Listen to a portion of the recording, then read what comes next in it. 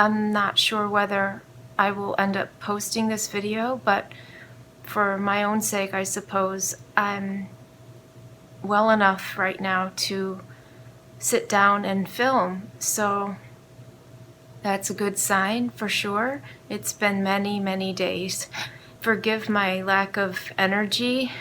I am extremely fatigued, and also I'm sitting on my sofa because this is a comfortable position for me.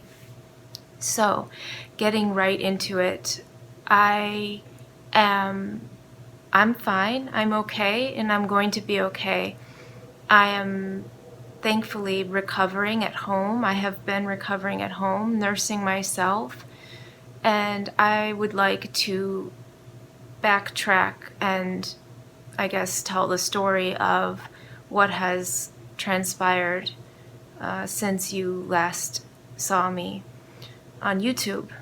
The Tuesday following the Monday of my last video, the skincare video for my body video went up. The Tuesday after, I began to feel very ill. I keep a journal of my health, I jot things down day to day. And this has come in very handy, so if you don't do this, I recommend doing this. But I started to feel very sick as far as my symptoms go. Speaking about my journal, this really came in handy because I had a documentation of exactly what was happening when it was happening. Tuesday, March 31st, that I started feeling really sick. In fact, I was sick all day long, and I called my mother because I was so out of sorts, and I had told her that I was unable to eat anything until about 5:30 p.m. that day. The entire day I was so unwell, I couldn't put food in my system, and even then I had no appetite, so I knew something was up also. So that was March 31st, but Saturday, March 28th, interestingly enough, what I had written down was food poisoning. I was vomiting and I had gastrointestinal distress the entire day. My suspicion now, looking back in retrospect, is that perhaps that was indicative of my body succumbing to this virus. I don't know. I have no way of knowing. But that's my suspicion. I had written down food poisoning because, of course, that was what I was experiencing based on my previous experiences with food poisoning. But now looking back, it could have been food poisoning too, but it might have been coinciding with this virus. I really don't know, like I said, because there's no way of knowing. I can only presume or speculate or hypothesize. So in any event, the major sickness started on Tuesday, March 31st. I had a fever, 101, almost 102 fever that persisted for more than 24 hours. When it went on for the second day, I had written down that my fever was 102.4. That was alarming, and I was taking Tylenol at that point to try and control the fever. That was when I knew I was sick. I, of course, was not thinking the worst, but with everything going on with the pandemic, of course my mind went there, that it was possible.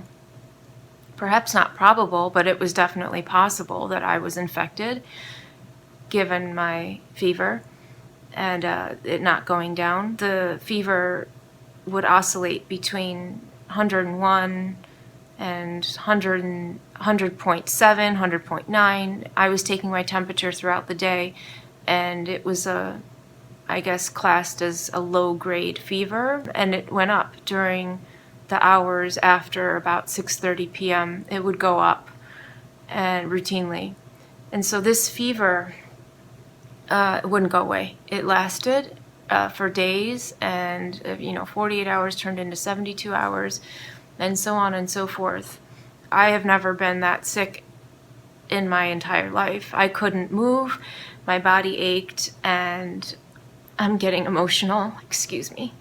I called my mom, actually, and I was just lamenting to her that I couldn't even lift my arms above my head. And so it was, with my anxiety. I want to share this because I don't want to scare anyone, but this is how I felt. And I think it was like the having to be so sick and being separated from my loved ones and not having that human touch available to me, which we all are going through right now. So I understand that I'm not an isolated case. There were days where I could barely move around my apartment. My body aches were so bad.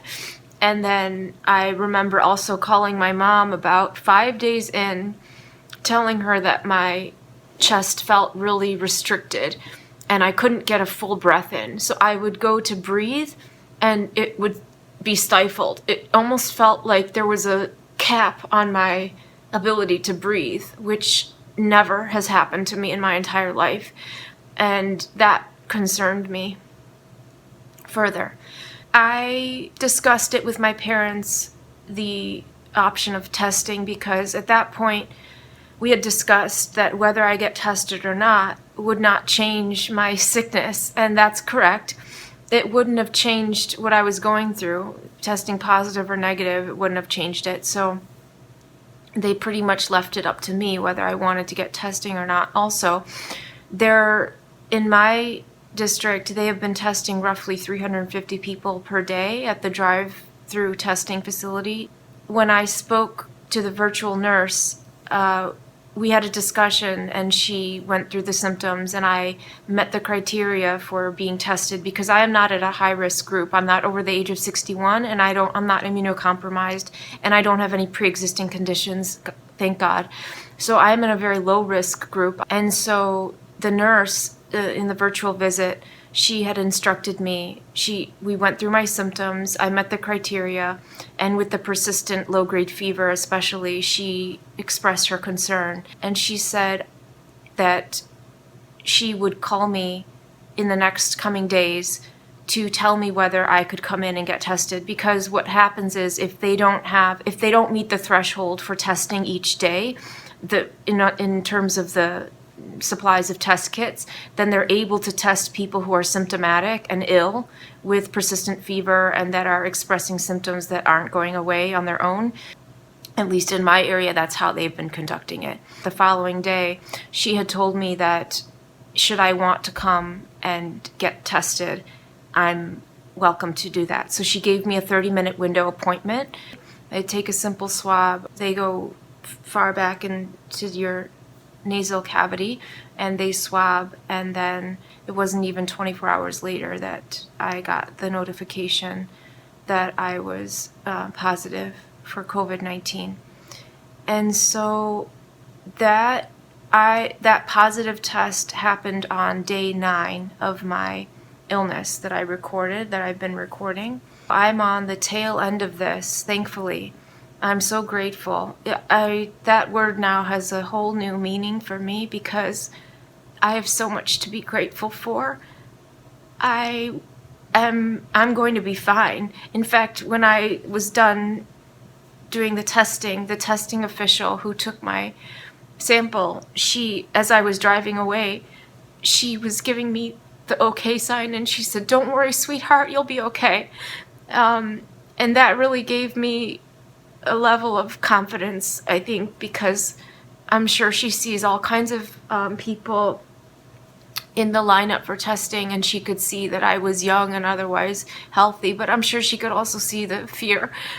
It's such a scary time for us all. It's not just me or anyone else who has been affected or indirectly affected by this. The whole world right now is going through this, and forgive my tears, but I'm an emotional person and I can't control this, and I don't want to stifle my emotions to pretend that I'm not scared like I am. And however, I want to reiterate the facts that I was given, and I wrote them down because she told me. She said the vast majority of individuals infected with COVID-19 coronavirus recover, period, without needing serious medical attention, and that 80% don't require hospitalization or any special medical care. That's a really great statistic, and that's a fact. So I have it written down, and I've been, in my moments of anxiety, I've been reading this to give myself security. And also, I'm so grateful. I'm in my home. I'm safe. I have my family a phone call away. My loved ones have been supporting me with their messages of love. And I am also feeling a lot better.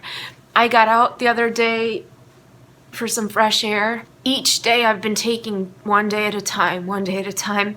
My mother and father and my sister have, my whole family, my extended family I know have been praying for me and helping me with this, with their moral support, and I can feel it, and I feel the strength of all my loved ones. So that has been a huge comfort for me, and I feel so blessed to be safe at home, not having to be in the hospital, and I'm one of those really lucky, fortunate 80% that recover. My heart goes out to people who are not in this category. Of course, all we can do is support one another during this time. And please also wear your masks, because the only way we can slow the spread of this is for everyone to wear masks. The mask is there to protect the public. So if I wear a mask, it protects other people. And if other people wear a mask, it protects other people. So we must think of others, not just ourselves. We wear masks to protect one another, not to protect oneself. So it's very important for everyone to wear their masks when they go out. So if they're carrying the virus and they're asymptomatic, that they don't pass it on unknowingly to someone else, and then that's how the virus spreads. I just urge people to wear a mask, please.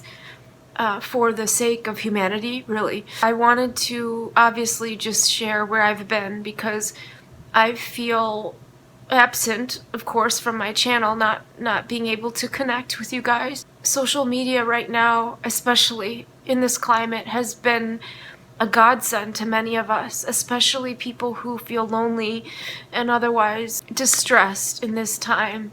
And I think we all are feeling that connecting through social media has been such a relief.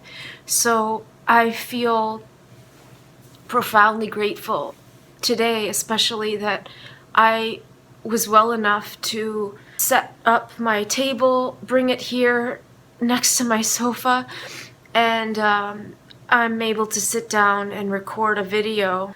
And I hope that in the coming days I continue to get my strength back. The heaviest symptoms for me were the persistent fever, the shortness of breath, not being able to get a full breath in, food not tasting the same or like anything really, and headache. I had a really bad headache for days, many days, like 6-7 days straight headache that wouldn't go away, on the sides of my face and behind my eyes. It just a persistent aching, throbbing headache that would not go away.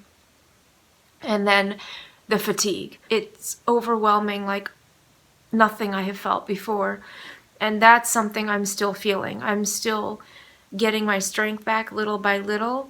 I feel marginally better today than I did yesterday, which is great. But I am taking this one day at a time, and that's all I can do. Let's all pray for each other and keep each other in our thoughts. I shall hopefully see you very soon.